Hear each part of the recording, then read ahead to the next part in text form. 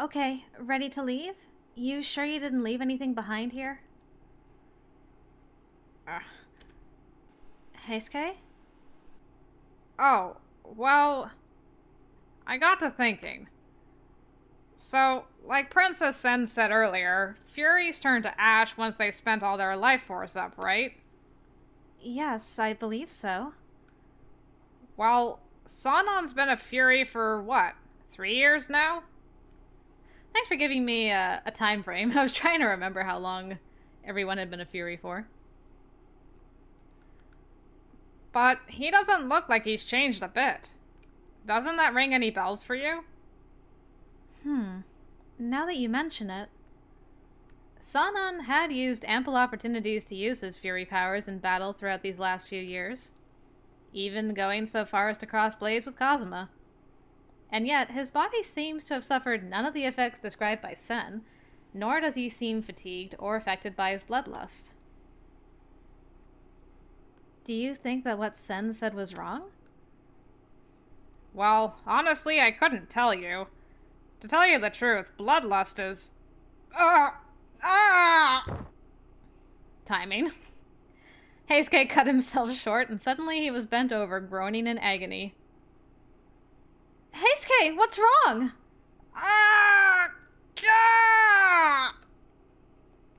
From his forehead dripped thick beads of sweat, and Heisuke clasped his hands tightly around his throat. Hang on, I've seen this before. It must be. There he goes. At least we're prepared this time. Speak of the devil, huh? I had one choice. I had to. Give him blood. We've had practice before. Without a second to think, I unsheathed my Kodachi and slid the cold, sharp blade across my wrist. What do you think Heisuke's thing's gonna be? What's your kink, sir? I don't know what to think about you. I feel like he's very respectful.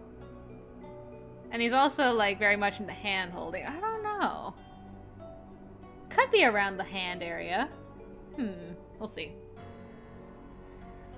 Without a second to think, I unsheathed my Kodachi and slid the cold, sharp blade across my wrist.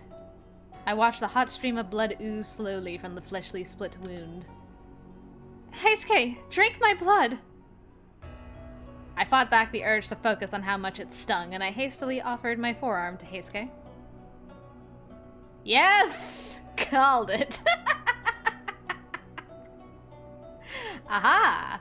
Okay, so not from the hand specifically, but from the forearm. Okay. Man, his eyes are really red. Is it just me? By this time, Heisuke had dropped to his knees and he ravenously grabbed a hold of the bloody arm. I like to imagine that Sanan has been back at headquarters for hours now and has not noticed that these two are not back yet. And they're just busy in the house. That's funny. I felt a chilling sensation as his tongue made contact, followed by the warm pressure of his eager sucking. Sorry, am I hurting you? No, I'm okay. Just please, drink as much as you need. Until you feel better, Heisuke. Chizuru. Suddenly, Heisuke's tongue started to lap along the length of where it made the incision. The wound was tender, and with each moist touch of Heisuke's tongue, I felt a sharp tingle. However, if this was what helped Heisuke get through these terrible symptoms, then all that mattered was that his thirst was quenched. The rhythm of his heavy breathing steadied with every deep gulp of blood he took, and I watched in fascination as drops of blood trickled gently from his soft cheeks. Eventually, sanity returned to his desperate eyes, and his pupils came back into focus from their dilation. Hey. Sorry, Chizuru. There's nothing to apologize for. My body heals cuts really quickly. If it does anything at all to soothe your pain, then that's all that matters to me. Still, that's nothing to scoff at. Even if you have the power to heal quickly, that's still pain you're feeling. Heisuke looked disturbed by my attempt at reassuring him, but even so. I knew this to be one of the few things I could do for Heisuke in these trying times. But in the back of my head, I knew that telling this to him would only do him more harm. Well, good on you, girl. Yeah, so, like, did Sanan just walk out by himself? That'd be really funny if that's what happened. A few days later, to mitigate rising tensions from the Imperial Army, the Shinsengumi became the Koyo Regulatory Company, a rebrand to protect the group from needless provocation. This renaming came at the order of the former shogunate, along with an order to protect Kofu Castle. After a long absence, Kondo had finally returned to the compounds. While everyone geared up for the expedition to Kofu, the Fury Corps was ordered to remain behind as their recent actions had garnered some scrutiny. For many warriors, this expedition was their first ever opportunity to gain merit on the battlefield. However, for some of the veterans, this order only reminded them of the truth. That war was ugly, and each expedition brought the threat of losing more allies. This was the first time our men had seen a large-scale battle since the Battle of Toba-Fushimi, a fact which brought me great anxiety.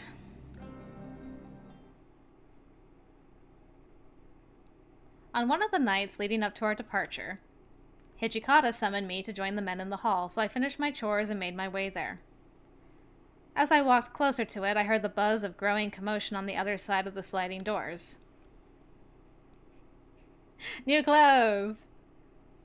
Hey, don't you think this looks a little weird on me? It's super tight, almost suffocating. Was that Heisuke's voice? I wonder what could be suffocating him. Hijikata, this is Yukimura. May I come in? Yeah, sure. Come in. After verifying his approval, I slid the door open. To my surprise, it was something entirely unexpected. Yeah, check out your boy. Look at his hair. I hope she comments on his hair. Please, please do. Hey, Chizuru. Check out my threads.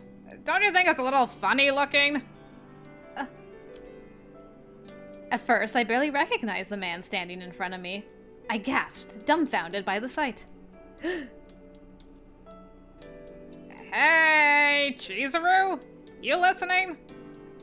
I mean, his voice was Heisuke's, and his height was Heisuke's, but was this really Heisuke? Aw, man. Look at her. She's totally in shock. See? I told you it's funny looking, Hijikata.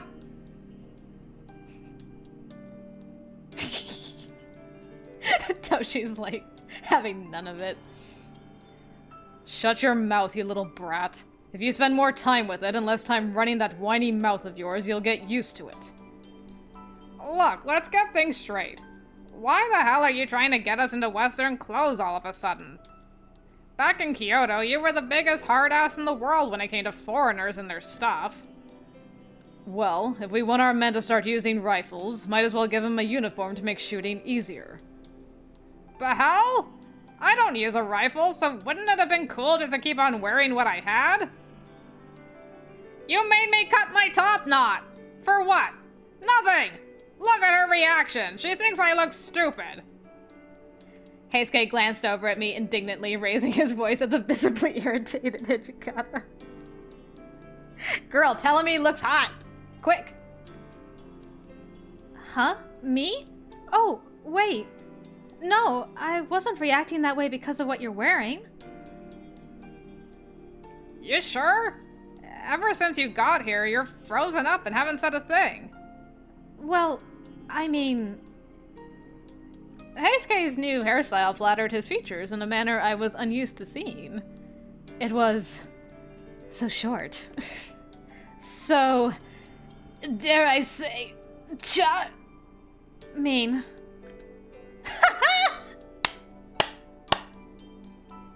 These two love each other so much. It's the best. Huh? You say something? As I mistakenly blurted out my train of thought, my and Heisuke's eyes met and instantly my cheeks started burning up. Nothing! You look very handsome. It felt like a lump formed in my throat, reducing whatever I wanted to say to incoherent babble. I averted his gaze, knowing my cheeks were rosy. Yeah? Well, if you say so, maybe I could give this outfit a shot.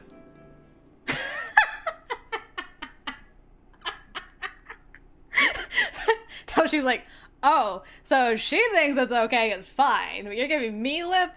Bleh. Poor Toshi, he needs a vacation. Look, if it's gonna be such a headache, you can spend the rest of your day checking yourself out. For now, I have something to discuss with you two. Oh yeah, I was wondering what the big deal was. So what's up?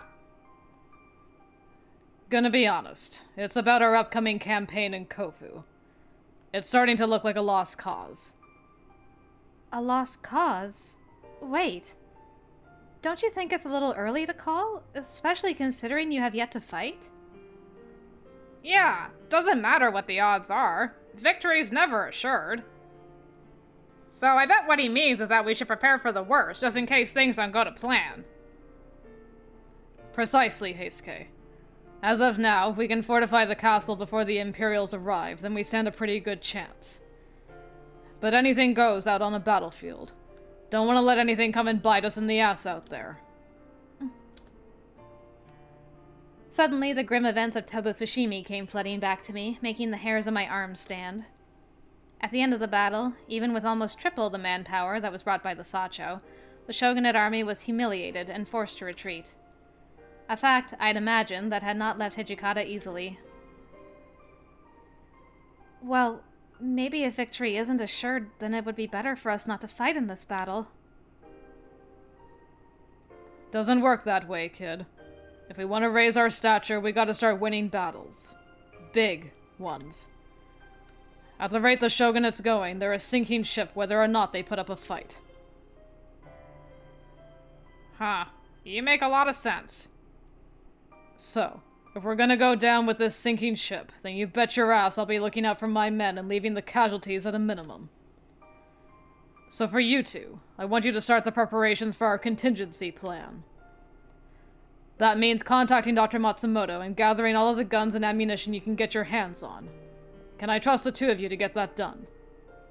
Yeah, sure thing. Man, Hijikata, always gotta be 2 steps ahead, don't you? Heisuke raised an excellent point. Ever since our defeat at Toba Fushimi, Hijikata had gained a wiser head, a greater sense of cunning. He never seemed too optimistic, nor too cynical. It seemed the bitter memory of Toba Fushimi was enough to keep him on his toes, and it was reflected in his leadership. However, there was something I'd wondered. After a pause, I told Hijikata what was on my mind. Hijikata? Do you need me to join in the march to Kofu with all of you guys? You'd better stay. Like I said, I'm hesitant to call it a sure bet, but the situation's not looking too great. Then again, who's to say this place will be any safer for you too? Hey, what are you trying to say? You think we aren't strong enough to protect her? That's messed up!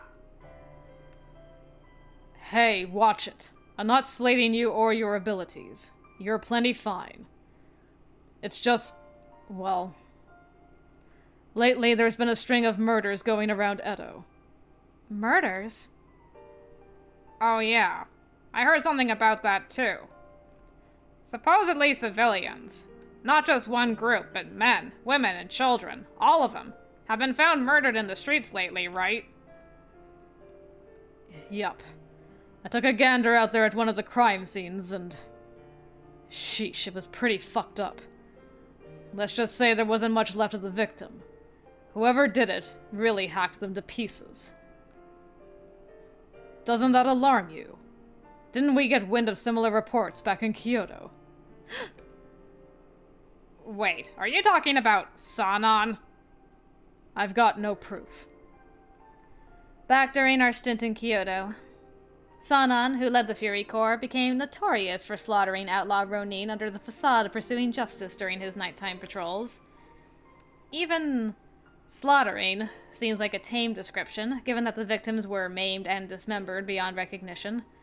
A truly gruesome sight. But this time, the victims aren't just Ronin outlaws, but civilians in Edo, right? I don't think Sanan would go that far. I already told you. I've got no proof. All I want is for us to be prepared. And you sure as hell better keep your mouth shut about what we've talked about right now. Well, of course. Heisuke, while we're gone, make sure you keep an eye on Sanan for me. Don't let him out of your sight. While you're at it, keep Yukimura safe. Clear. Yes, sir. Clear. Starting tomorrow, Heisuke, the Fury Corps, and myself were all expected to remain at headquarters. I hoped Hijikata's warnings were just that. Warnings. But hope could only take me so far, and the feeling of dread in my stomach showed no sign of stopping. So we're not going this time. This will be a bit different from the last 2 times. I was alone in my room, arranging my bedding on the night when everyone else had left for Kofu already. Footsteps creaked from the other side of my door. Huh? Whose footsteps could they have been?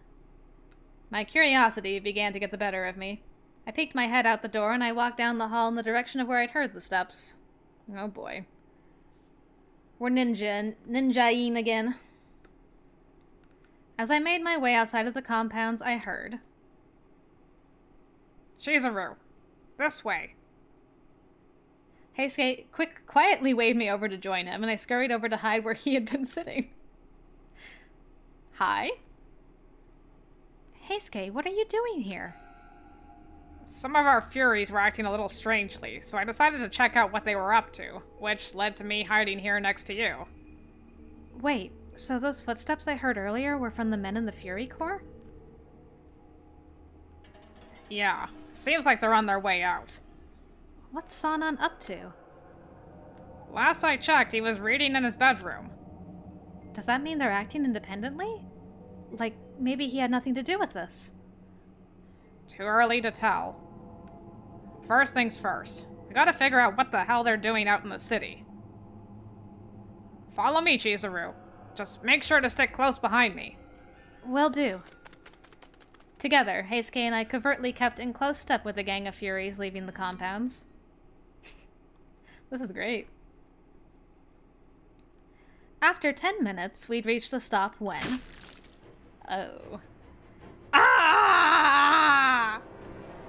A blood-curdling scream shrieked in the distance, followed by the grisly sound of flesh being split open. Oh no. It meant... Hurry, Chizuru! I sprinted after Heisuke, who'd burst into a run. By the time we arrived at the scene, it was too late. A lurid scattering of ripped flesh and limbs was sprawled across a blood-soaked street. Where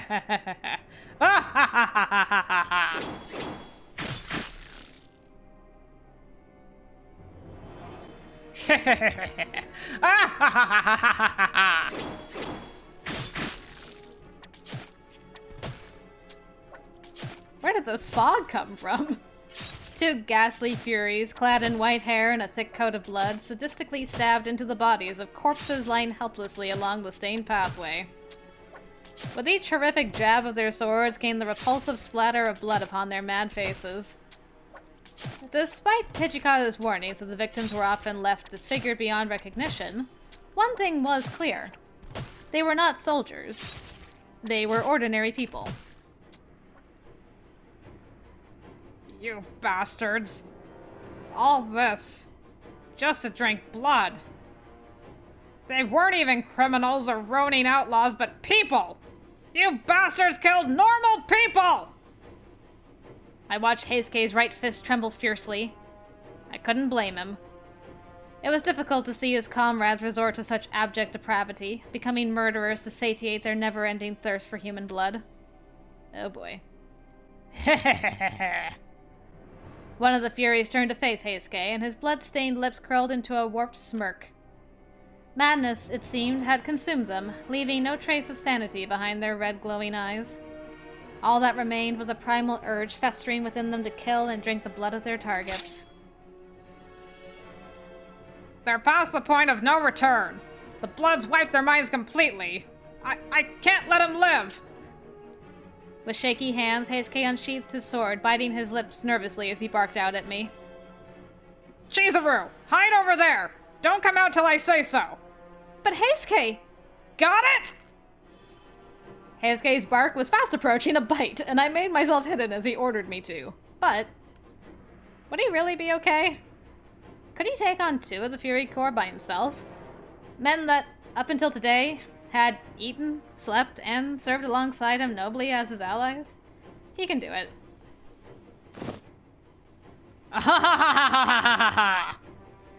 One of the Furies broke into a maniacal cackle, then he leapt from the ground and lunged for Heisuke's throat. Ew. Ah! Heisuke nimbly evaded the Fury strike, watching the path of its movements with relaxed ease.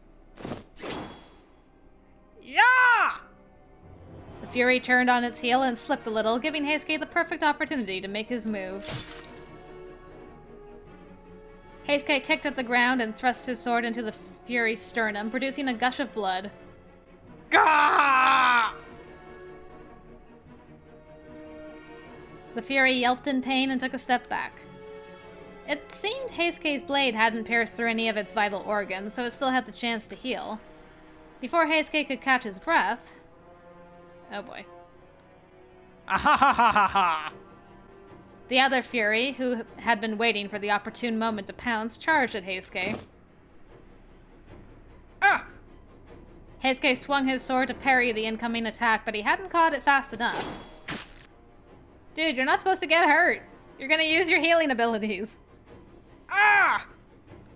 The blade caught his shoulder, tearing a wide cut into his flesh that spewed a stream of blood into the air.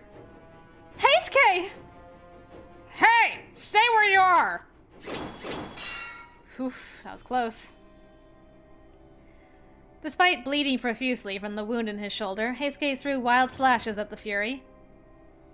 This is nothing. Nothing to worry about. It'll heal up in a jiff. Just as Heisuke claimed, the blood trickling down his shoulders stopped, and it seemed the wound was beginning to seal itself. But should he really be using those powers? As Sen mentioned, each instance of healing had potentially sapped away his precious lifespan. To make matters worse... Give it a rest already, you crazy sons of bitches! In spite of his best efforts, Heisuke struggled to land a vital blow on either of the Furies, swinging aimlessly at the vicious pair. Come on, Heisuke, you're a captain for crying out loud. I noticed the fatigue begin to set in for Heisuke, which was only exacerbated by how frequently his opponents seemed to be regenerating their wounds. Maybe, just maybe, just as it seemed the situation had turned dire. What? Demon husbando, what are you doing here? What use is there in wasting your energy? Being tiny is laughable enough, but watching you struggle to defeat these loathsome creatures is entertainment beyond comparison. Dang, did he just really call our boy small? Dang. Roasted. He is quite tall, though. That voice! When my mind registered whom it could have belonged to, the sight of a white blade glimmering spectacularly in moonlight shined before my eyes. As the spectacle faded, the bloodshed continued. And this is how you dispatch a Fury. Gah! He did it so slowly, too. Ah! Cries of despair echoed eerily, one after the other. Each Fury dropped to the floor, pools of blood forming under their stiff, lifeless bodies. There was no mistake. Few beings in this world were capable of subduing a pair of Furies as effortlessly as was done here. Certainly not if they were human. Whoa! We got double demoned! Hi-oh!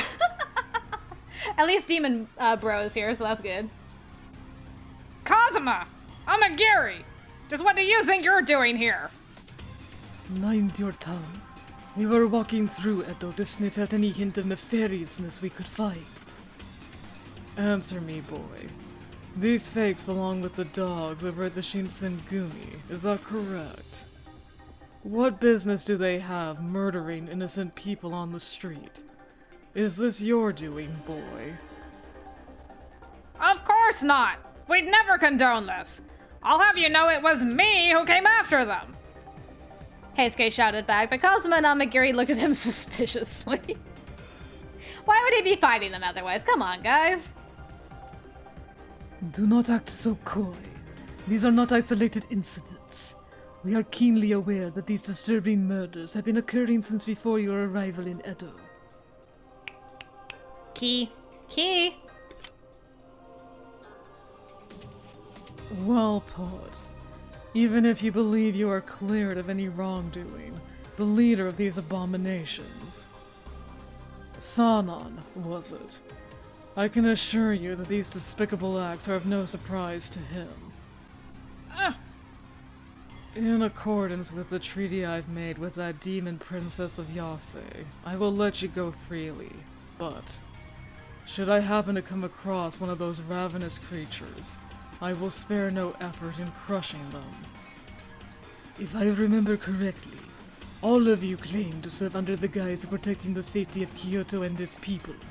So, in the future, why don't you think a little more closely about whether or not murdering innocent townspeople for their blood is the right thing to do?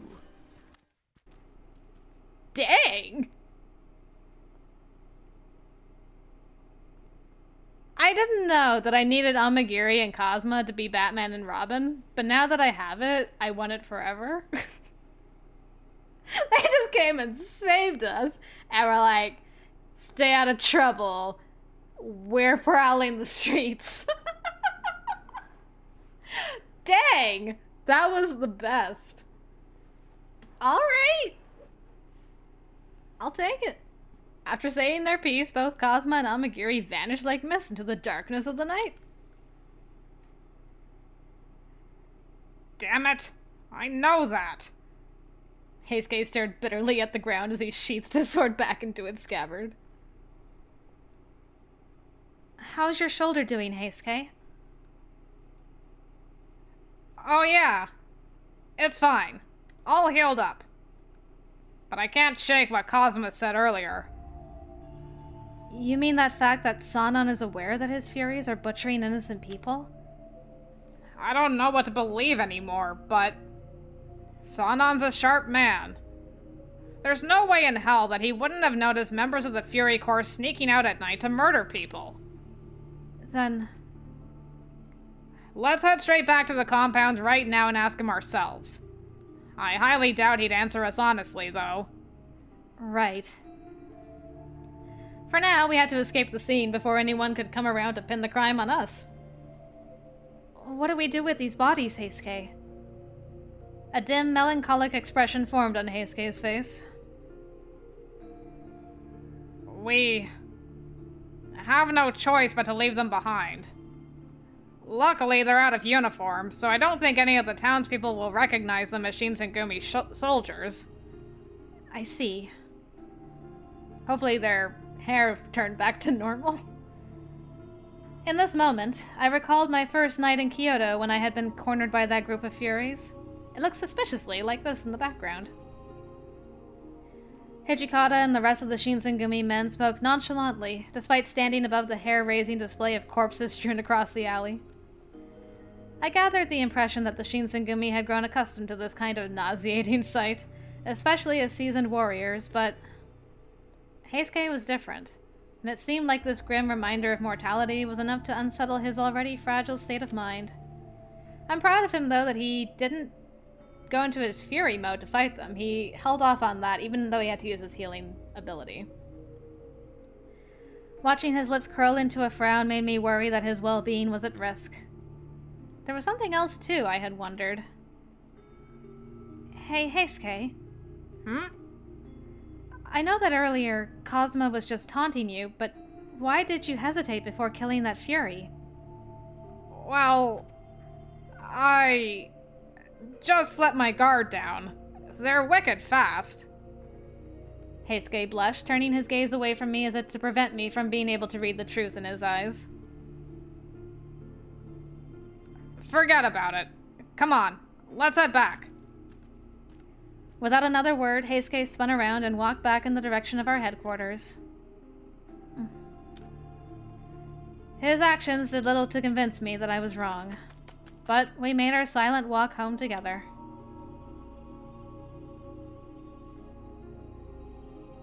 Oh, Sanan!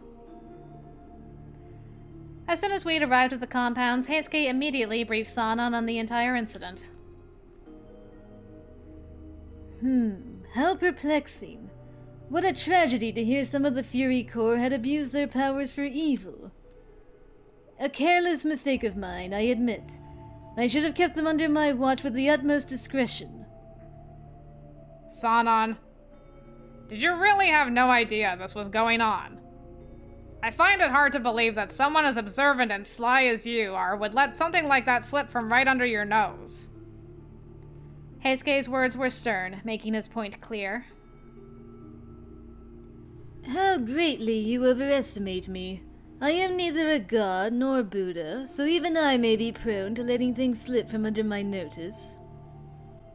Sanan's demeanor was cold and Stoic. whether his words were to be taken as truth, or if they were intentionally misleading, I would have had no way of knowing. Is that all you'd wanted to discuss? If so, I will be on my way then. Oh. With that, Sanan stood and returned to his room. Well, great. He got away this time. Well, can't say I expected him to be the kind of person who'd give me an honest answer under pressure. So, what are we going to do now? Luckily, the culprits behind those recent murders had already been dealt with, so if Sanan was telling the truth, we should have nothing to worry about. If we want to corner Sanan, then the only way will be to catch him at the scene of the crime. That way, he'll have no excuses. But is that something we could actually do? I don't know. For now, at least until Hijikata returns, let's keep a closer watch on Sanan. Okay, understood. Well, it's almost dawn, so that means it's time for me to turn in. I'm getting real sleepy. Right. Please let me prepare your bedding for you. You got it. Hey, Chizuru. Huh? Thanks. Like, about Sanan and the Furies. I don't think I would have been able to handle all of this by myself. Aw, come on. There's no need to thank me. I'm more than happy to assist you.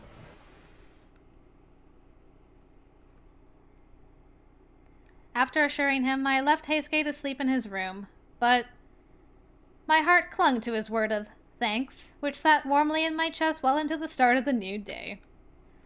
Despite the predicament we were in, I felt very peaceful.